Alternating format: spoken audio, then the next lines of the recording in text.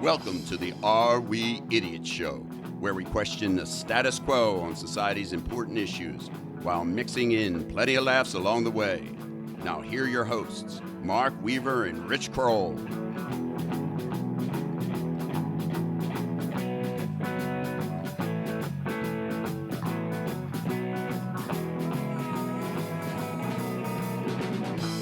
Hello again, everyone, and welcome to another edition of the Are We Idiots Show. We are your hosts, as mentioned, Mark Weaver and Richard Kroll.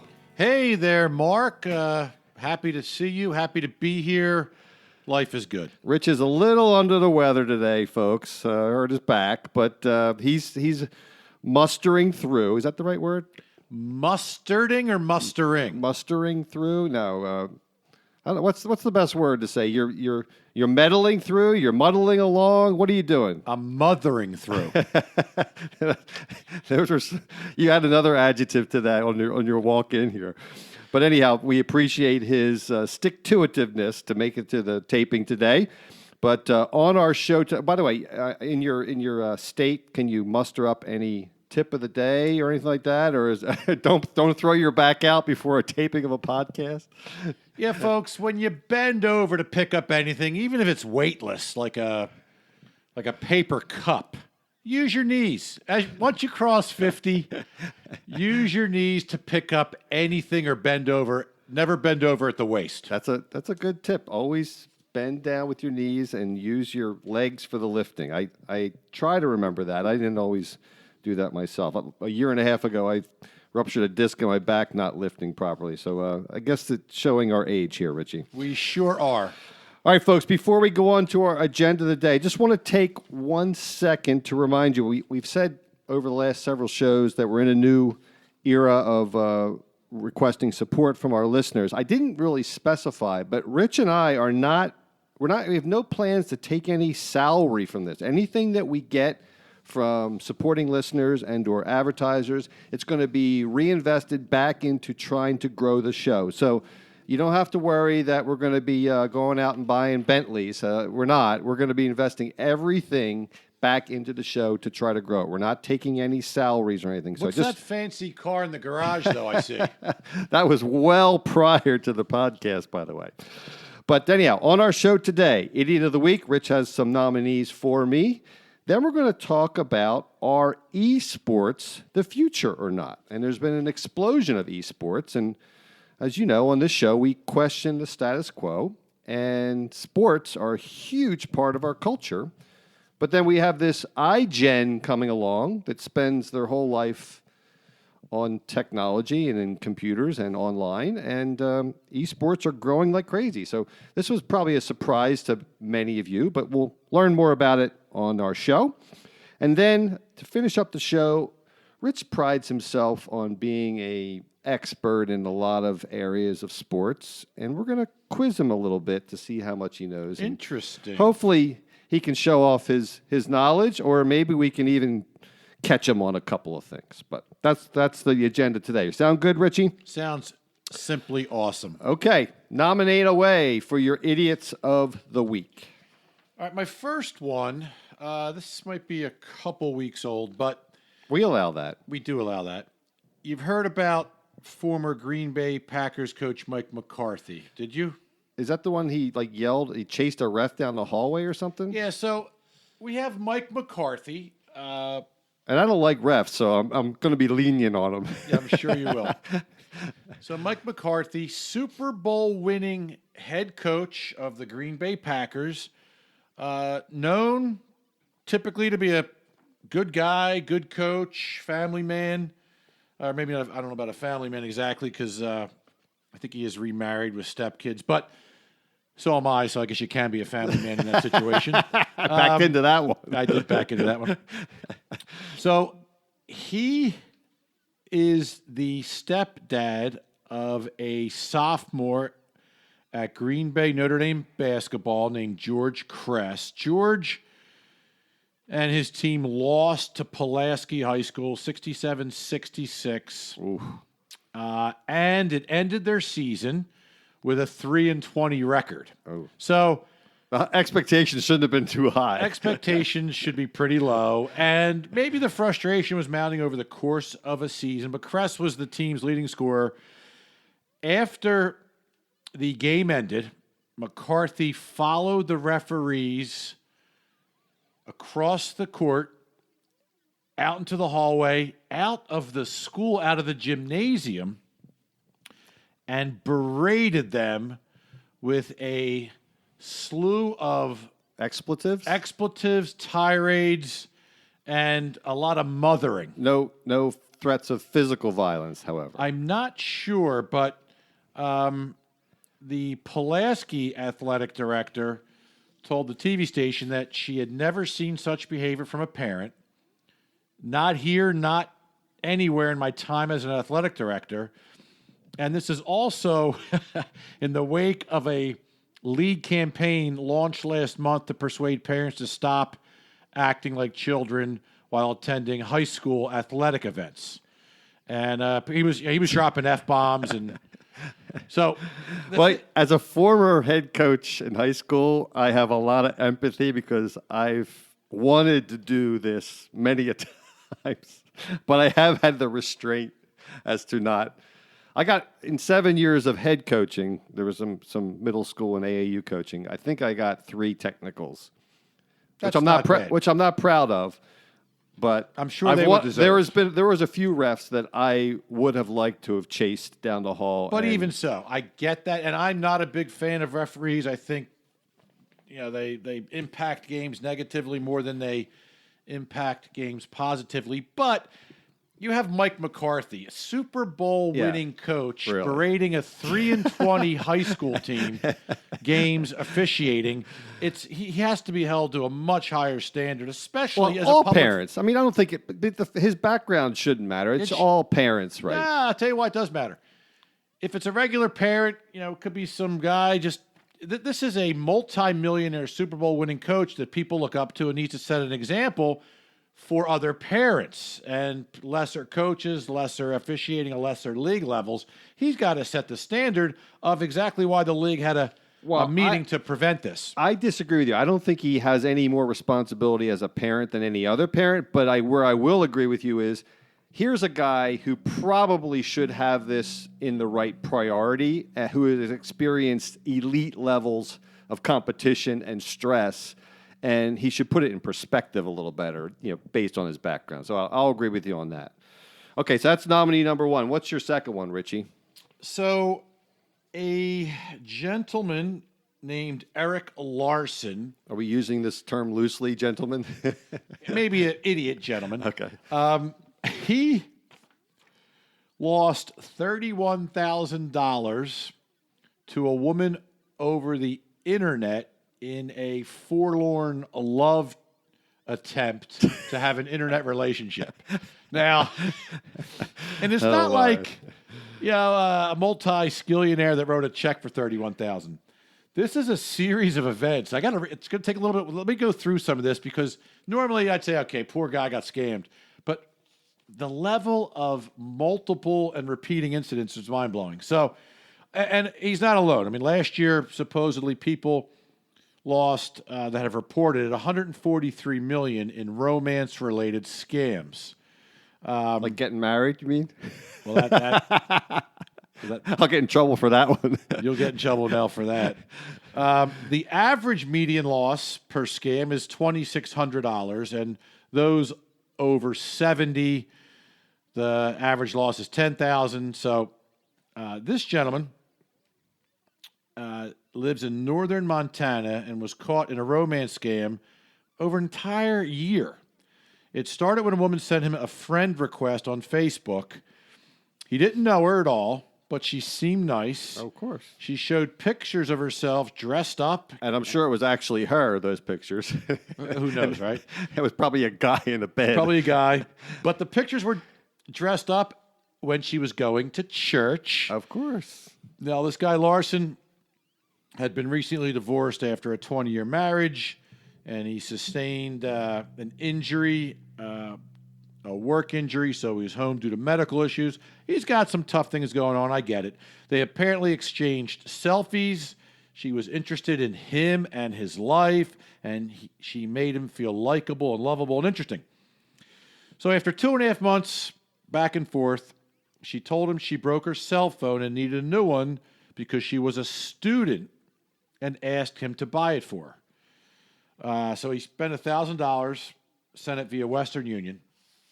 But then more stories. Of course, always Came. always valid. Her father was murdered. She had a legal battle for a $28 million inheritance. Dog ate her homework. Dog ate her Nigerian homework. prince needed to wire money. Cats and dogs living together. A need to keep things off the radar because her father's old business had ties to the mob. Of course. So around half of the money came from his savings, and the money he was earning when he went back to work. He had to borrow the rest on credit cards, payday loans, Oh, my and everything goodness. else. He didn't Sad. tell anybody what was going on, but he's now willing to talk to help other people. Sad. Over an 8-month period, he put money on Steam gift cards, supposedly to help her cover her cell bills. They only talked a few times, but she accessed Facebook via the cell phone. He helped her with legal bills for the inheritance. He bought her lots and lots of Amazon cards, $100 a pop. He would a lonely idiot. That's Oh, what we my can, gosh. We can summarize this as a lonely idiot. and the story goes on and on and on. Right. And then he finally talked to an FBI agent, Does this sound right to you? and he says, he realizes that she might have been a guy or a group of men overseas engaged in these scams. Yeah. It's sad. And People just don't know. I mean, the reality is you can be whoever you want to be online, and you can fabricate pretty much everything. We may have talked about it on other shows that you could doctor anything to be whatever you want it to be. It's sad. So I would, obviously I have some empathy for frustration at referees, so I can't give it to Mike McCarthy, even though he probably deserves it. So I'm going to give it to this lonely, bedridden idiot in Wisconsin, was it? Montana, Wisconsin. What's the difference? No one. Same We exact. probably don't have any listeners up there anyhow. So yeah, I'll send $1 to this. Thank poor you. guy- He'll this- appreciate this it. poor guy. All right, Richie. So as we talked about earlier, we question the status quo on this show. That's what we do here. And you could make an argument that sports are ubiquitous and more of a status quo than almost anything else in our society. They're hugely important. Assuming that people know what ubiquitous means. Yeah. I can't spell it though. You know that. But no. So sports are huge in this culture, and I wanted to talk a little bit about why that is first, before we bridge into this explosion of esports and whether or not this iGen, you like that term from a book we read, right? I do. iGen. If the iGen will ever truly prioritize esports, and we'll get into what esports are and how they're growing, over traditional sports. If traditional sports are such a huge part of our culture, is it possible that someday in the future, and we've prognosticated on this show in the past, is it possible that they'll actually replace it? So why is it that sports are so huge in our culture, Rich? Any opening theories about why it is, and especially in America? It's all worldwide, but especially in America, why are sports so important to us in our culture? Absolutely. And I'm not going to speak for today's iGen because I think it's not as important. But if you look at the history of sports, let's say it started 100 years ago. 100 years ago with the invention of basketball and football and baseball and even hockey. I think there wasn't much to do, but kids love to play. Kids love to interact, do all sorts of team games and team-related stuff. And it was pretty simple. For instance, basketball. You just need a basketball and a hoop. You don't need a lot of football. You just need a football and a field. Baseball, you might need a little bit more with mitts and bats, etc. But it's something that kids love. They love competition. They love team sports. They love to try to get better at things and win and throw balls through hoops and throw balls to other people and hit balls that are thrown to them. It's just a natural loving activity for young kids, especially back in the days where there was nothing else. So I totally agree with that, but don't you think there's some the linkage with community and schools is to me the key piece. Yeah, yes, the hierarchy of kind of professional athletes all the way down, and the fact that professional athletes get paid a lot and they're unbelievable athletes, so they're looked up to athletically and also socially. So I think that hierarchy, that ladder that kids can strive towards, I think is important. But I think the embedded with education and or community. You know, there's parks in every town in America. Every school has sports associated with it. And not only that, sports are funded at a much higher rate than all other activities as the cost of school. Like, so at most schools, there's sometimes now in the last 5 or 6 years, schools have had, the parents pay a premium for football or whatever, but largely the cost of all these athletic programs are absorbed as the cost of education. And sometimes it's even more than the cost of the education itself. So how did that happen? How did that get linked as a critical element of education, having all these interscollegiate. Wow, you butchered that. I butchered that bad. Whatever. Sports So at school. Sports at school. You gapped up a bit. So in between childhood, 5, 6, 7, 8, when you start playing sports, and probably pre-playing for any school or any league, mostly pickup sports in the streets, in the open fields, kids begin to identify with their first idols in their life. Other than their parents, they idolize their mom and their dad typically. They're like, wow, I play baseball, and so does Babe Ruth. Oh, I play basketball, and so does Wilt Chamberlain, right? Or I play football, and so does Johnny Unitas. And all of a sudden, there's this connection to fantasy and idolizing these famous people, and they're mimicking them. And I used to do it as a kid myself. Okay, I'm going to be Dr. J on this play, or I'm going to be whatever. So You're more like Daryl Dawkins, not Dr. J. Yeah, I was a little more like Chocolate Thunder. May he rest in peace. Isn't he dead? He did pass away, yes.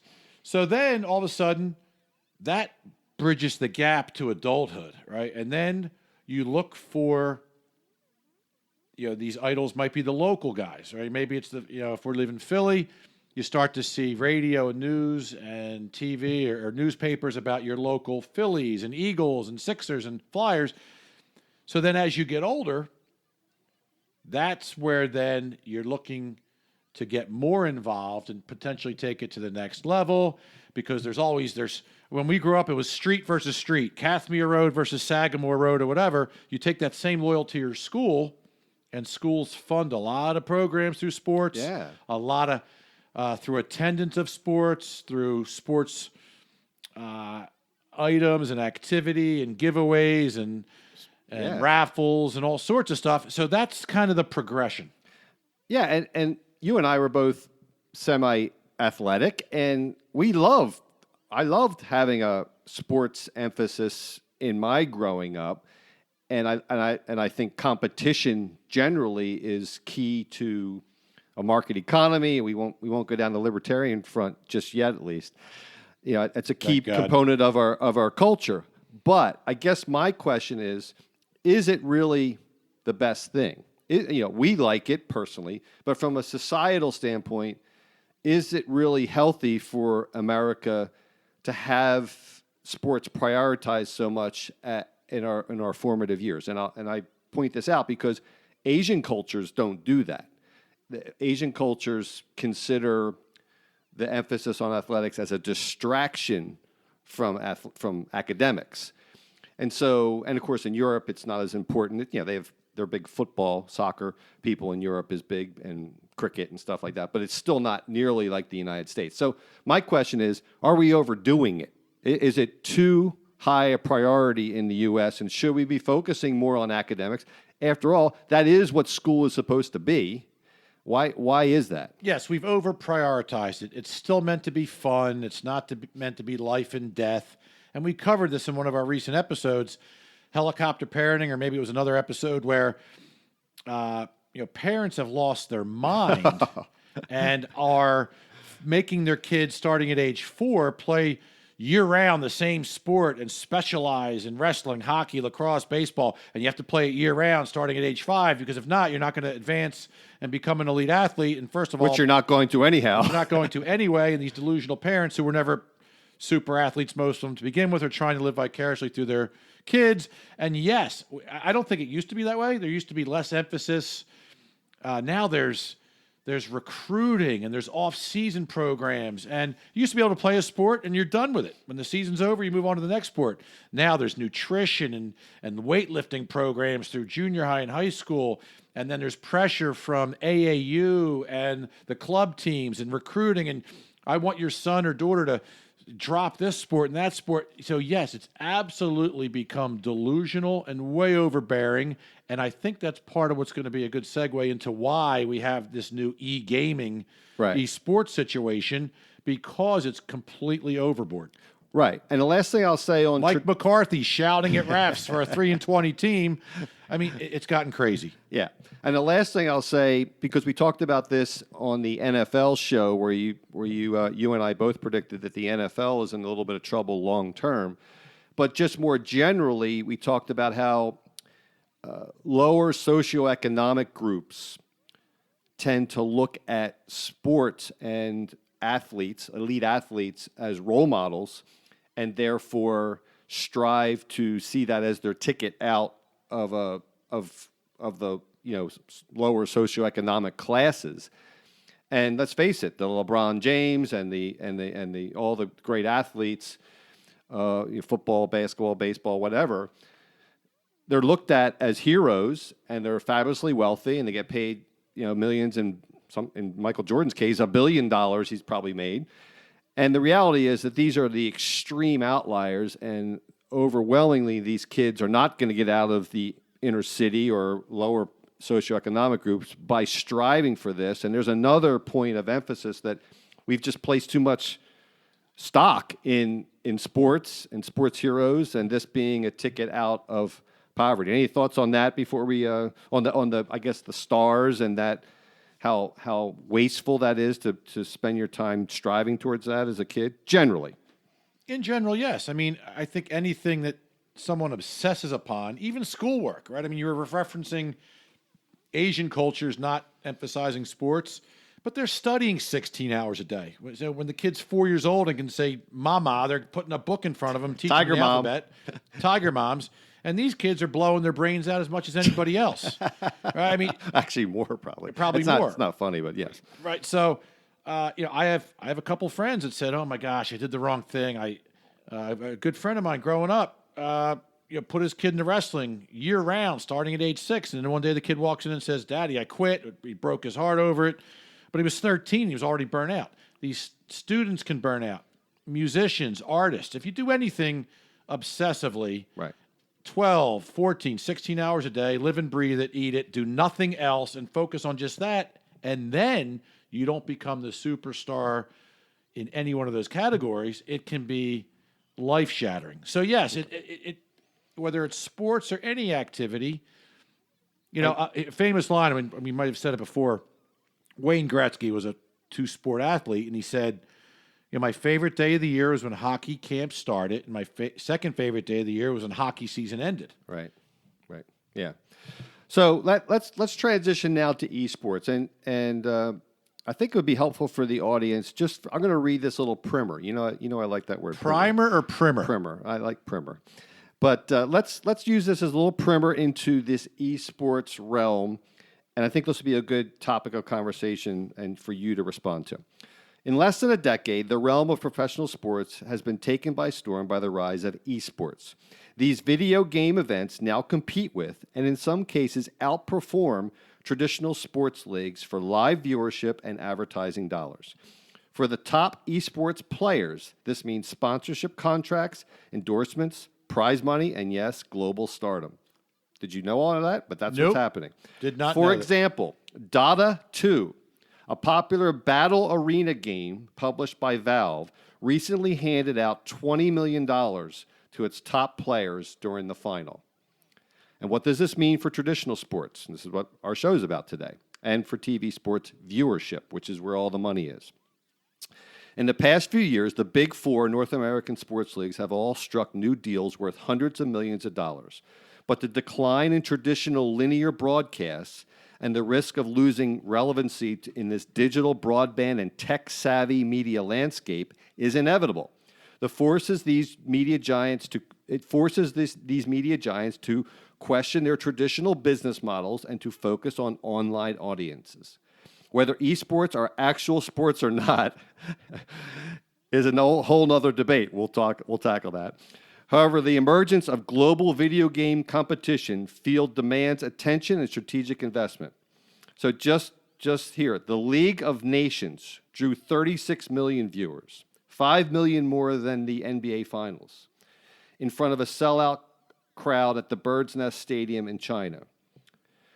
Here's where the similarities start. Esports mimic traditional sports leagues' principles: exciting content, likable stars, catchy team names, slow motion highlights, intense competition, and an uncertain outcome. These video games attract audiences as they are no longer simply designed to be played, but increasingly to be visually pleasing for audiences.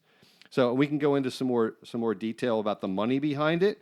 You know, Coca-Cola, Red Bull, Samsung, they're all flocking to sponsor these events. And you and I are 55 or 56 years old now, and I don't play video games. My son does, but we can read, and it's inevitable that with all these kids spending so much time online, and in particularly young males between 18 and 34 spending huge amount of times gaming, that's what they're going to be interested in. The superstars of gaming. They're not watching sports. So my contention here, Rich, on this show is that 40 or 50 years from now, esports will be bigger than our four or five traditional sports, depending on how you look at it. So what do you think of that bold prediction? Very possible. I mean, if you we may not be here, but you won't be here to see it. Maybe 20 years. Maybe 20 years. I mean, by the time these kids get to be 38, it could be huge. Well, I think it's gaining in massive popularity places first before the United States because we have more sports to occupy kids' time. But my guess is you're gonna naysay about it'll never replace actual athletes and real sports where there's not athleticism involved. Soon, but yes, they're showing participation in school sports is declining across the board. There's less kids playing baseball because it's too slow, it's too boring for the average young kid, and they're the types that are being attracted to video games. Football's declining due to head injuries.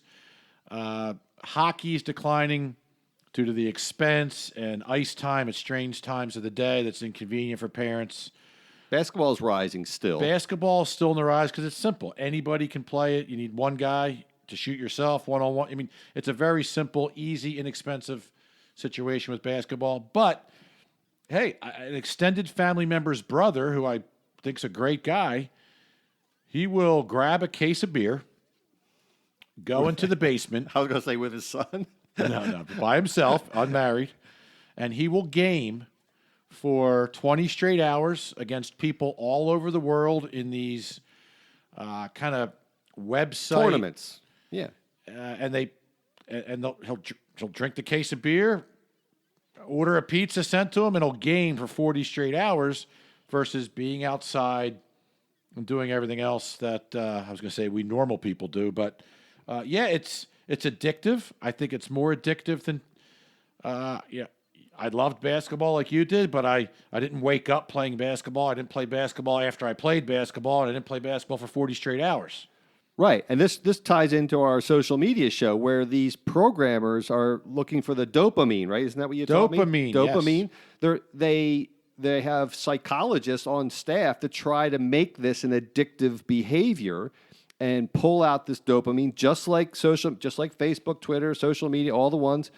These game consoles and these game programmers are doing the exact same thing. So it's a little scary that these kids are so addicted to this, but it's inevitable, I think, that this is going to explode because of these features, because it's very popular. It's being geared towards audiences. They're doing all the things we just mentioned to make it mimic real sports with having the sponsorships, the visual acuity. Is that the proper visual acuity. Is that the proper usage of that word? ACUITY. It's correct. The stars, all that. So, what do you think about? What do you think about Will? This is the guy's name, Kuro Takashomi, made $4 million in one event last year. Yeah, so he's a superstar. He's the LeBron James of this. Yeah, well, and here's the danger of this and why it will overtake eventually. As you start to go up the athletic pyramid, it weeds more and more kids out as you get older.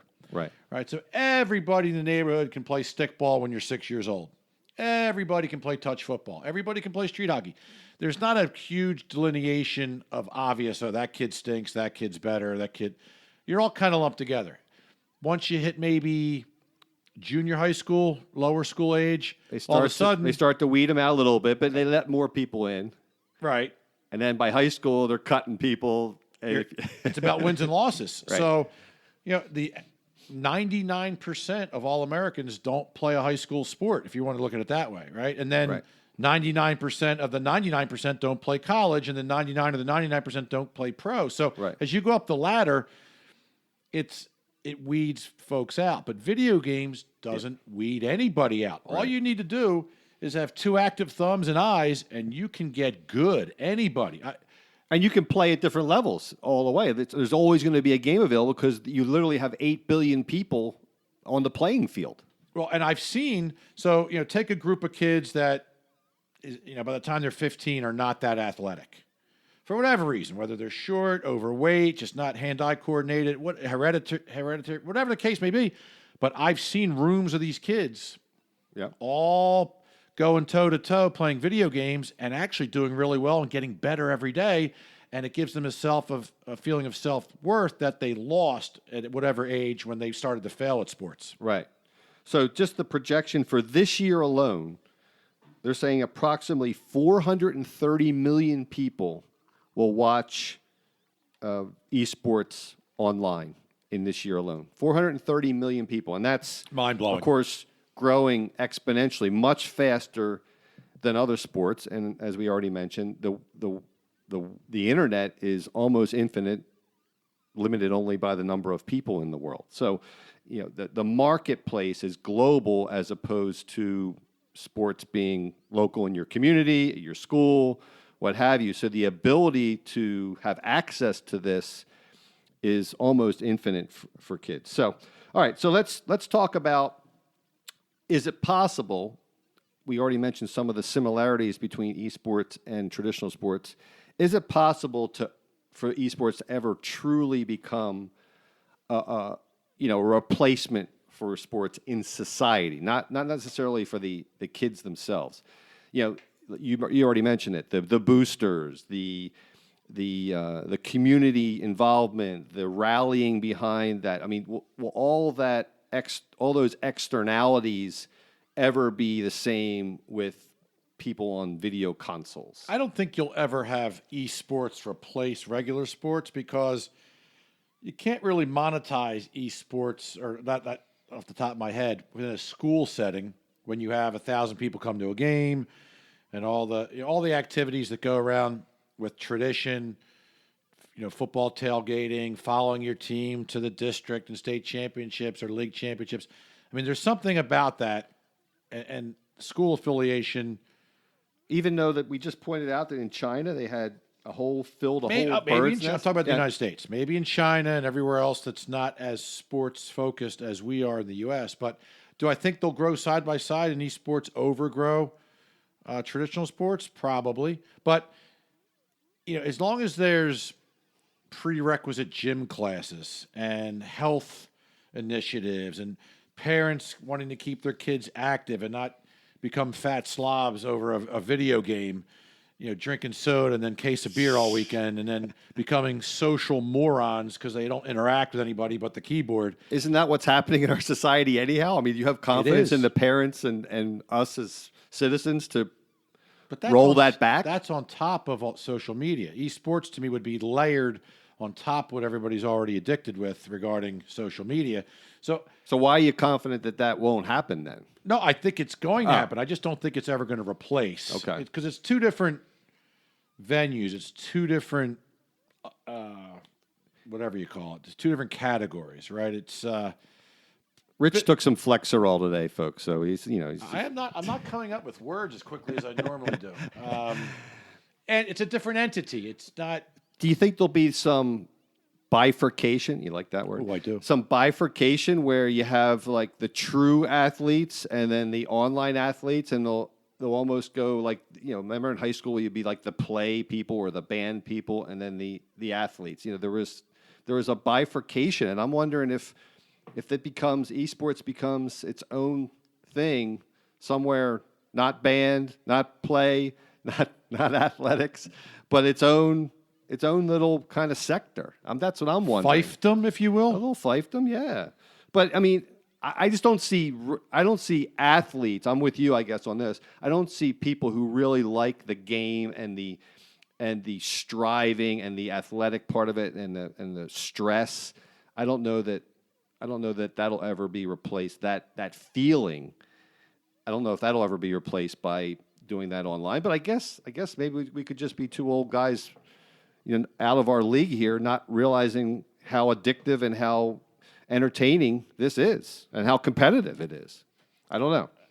I mean, I don't know many people that do both because there's not enough time in a day, right? Either you like to play your pickup basketball games with your friends or go golfing or play tennis with the wife or practice softball with the daughter. Video games, for those types of people that love and enjoy that, it can never replace the physical activity and feeling of satisfaction and accomplishment or getting better at something physical. So I think And it's being drained. I remember that feeling. That was one of my favorite feelings is after you're done playing, like knowing you've like given everything physically possible and that drained feeling, you feel a sense of accomplishment. agreed. I just think it's hard because they're both time consuming to be done right and get better at. I just don't And think time there's enough is time in a day. Time is finite. That'll lead into our primer for next week when we're going to talk about time. But all right, Richie. So we're going to conclude the show with testing some of your knowledge. It's only 5 quick questions, so we can move through this pretty quickly. But you know a lot. Of all the people I know, you probably know more about sports generally than anyone I know. There's one other person I could think of, but I'm going to give you a 5-question quiz. Is that a bad thing, by the way? No. It's useless, though, isn't it? No, I think so. I mean, you're a lot of fun at parties. All right. So here we go, Richie. By total number of participants in the U.S., and this is all levels, which sport has the most participants? A, soccer. B, the combination of baseball and softball. Or C, basketball. And this is all levels. So from amateur all the way up, college, pro. So from little kids Yeah. up till pro. Yeah. I think, gosh, I'm torn between soccer and basketball, but soccer tends to tail off. And was this globally or just U.S.? Just U.S. I'll go with soccer. Nope, it's actually basketball. That was my second You're close right. choice. And it's very close to baseball and softball. So basketball, 30.3 million people. Combo of baseball and softball is 29.3, so it's very close. Soccer actually, and this surprised me, I used to play soccer. Soccer is only 13 million people. So I guess in other areas of the all men country, and women, everybody starts with soccer. yeah, but I think maybe in the Northeast there's more soccer than in other areas of the country, whatever. But okay. Next one. In the Tier 2 NCAA sports, this is a hard one. Although you're pretty good with this. In the Tier 2 NCAA sports, which sport has the most combined men's and women's teams? This is just for NCAA.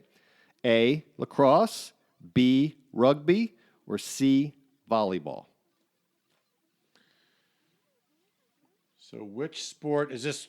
This is for Division 3, Division 2, Division 1, anything? NCAA program. Anything NCAA. Can you give me those three again? Lacrosse, rugby, volleyball. Volleyball. That is correct. Volleyball has 1,173 teams. Lacrosse, 782 teams. Rugby, only 19, I guess because a lot of them are clubs. But here's the interesting thing. Because of Title IX, and there's a lot of men-only sports like football, there's only 109 men's volleyball teams, and there's 1,064 women's volleyball teams. That's why I went with volleyball, because I know it's huge in women's. Yeah, because they have to collegiate make sports. up for participation because of the Title IX rules. All right. What was the first U.S. or Canadian professional sports league? A, National Hockey League, B, Major League Baseball, C, National Football League, or D, National Basketball Association? Who was the first? So I'm going to say baseball. You are good, man. Yep, baseball. 1903. I'll give you a bonus point if you can pick the second one, because the second one is close. The second and third are very close to each other.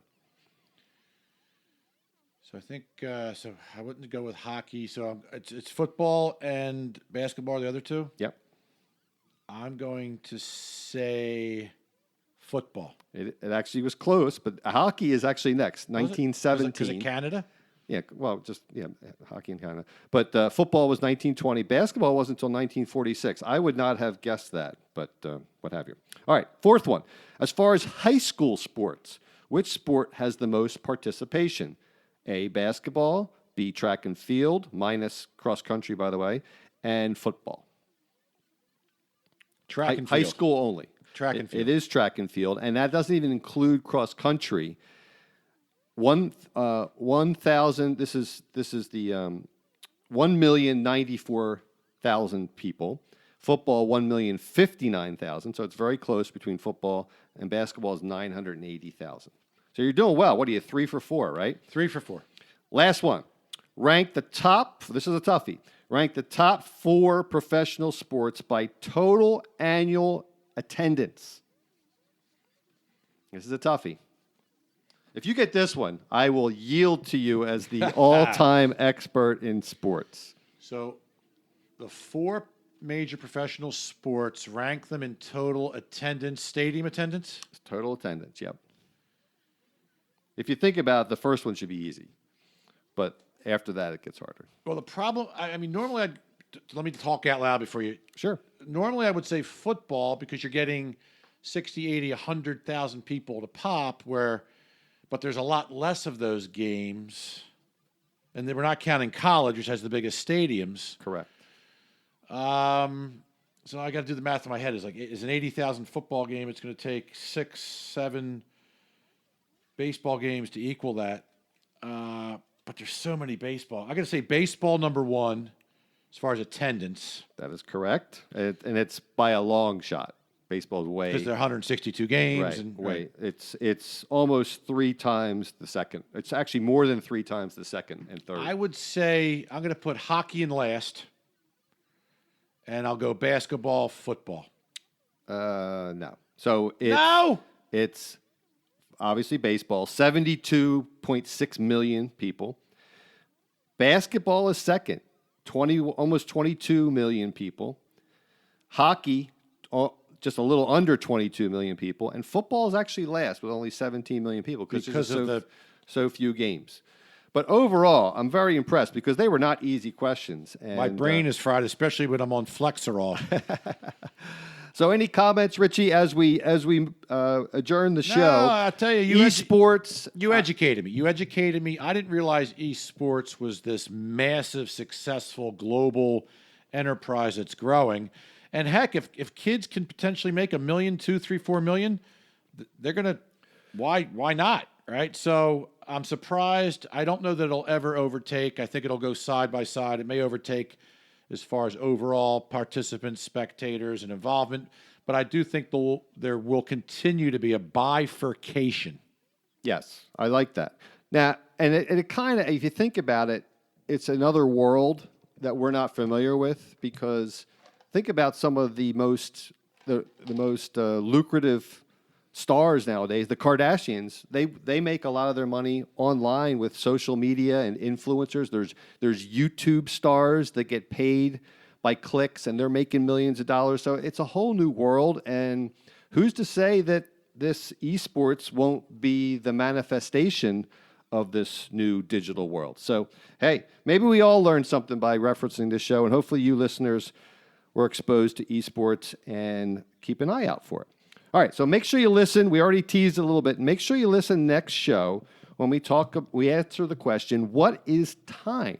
This is something Rich thought of a few weeks ago, and this will be a very heady show, I think, and it'll probably be way beyond my pay grade. But from the theory of relativity and how the concept of time and space, come together to the day-to-day usage of time and how it's finite, and most of us probably don't value time the way we should, how we should probably be more aware of how finite and how fleeting time is. So we'll talk about the concept of time next episode. And as always, please remember, if what you see or hear sounds idiotic, then we're just the guys to help you sort it out. See you all next episode. Take care. Thank you for listening. Please download, subscribe, share, and review on Apple Podcast, Spotify, Stitcher, Google Play, and also our website. True love won't say goodbye.